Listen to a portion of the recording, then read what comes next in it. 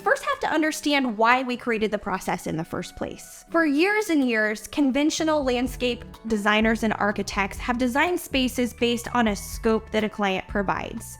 So if a client tells you they want a patio, they design a patio, and they'll ask details such as size, material, and how many people they'll have on it. Well, the entire reason we fell in love with the idea of designing immersive environments for our clients is figuring out how to help them maximize the enjoyment and get true contentment and an environment that they can de-stress in out of those outdoor living spaces. A few years ago, I read a report called the World Happiness Report, where I discovered that the Scandinavian countries, and especially the Danish culture, always ranked near the top of that report when it came to life fulfillment and actual happiness in their lives. America was ranking somewhere below 20 at that time. People were unhappy, stressed, and overworked here in America.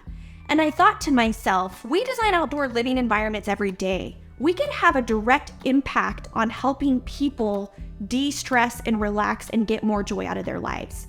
What is it that they're doing in the Danish culture that we're not doing here that we can learn from? During that information-seeking mission, I discovered the Danish concept of hygge. While strange to say and even stranger to spell, the concept is almost hard to describe in the English language. I learned that this concept is all about creating an environment and experience of contentment and connection.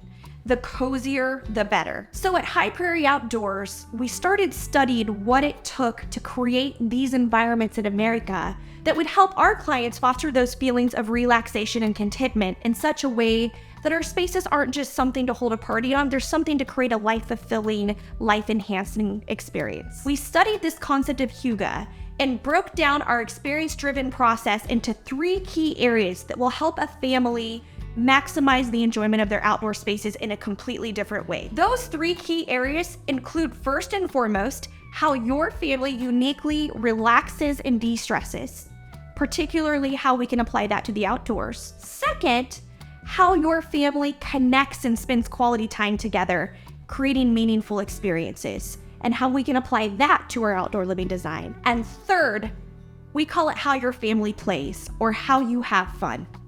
If we combine relaxation, connection, and fun into one recipe where we're now tailoring outdoor living spaces to how your family uniquely does those things, our outdoor living design is a completely different end result from the conventional contractor or landscape architect who just gave you a patio that holds 23 people.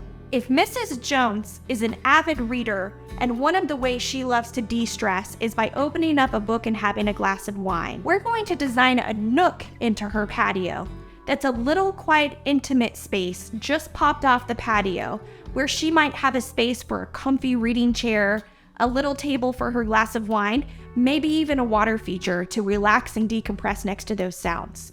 Those details are overlooked in the conventional process. Alternately, if you have a family who loves to connect over cooking and they spend their quality time cooking together, why would we do a small grill island? Why would we not give them a space to spend outdoors cooking and chopping and dicing and picking herbs off of the pot we've put on the counter? And at the end of the day, the memories you make and those meaningful experiences are what elevate your life and your experiences. And that's why we're blessed to get to create these spaces and experiences for people every day.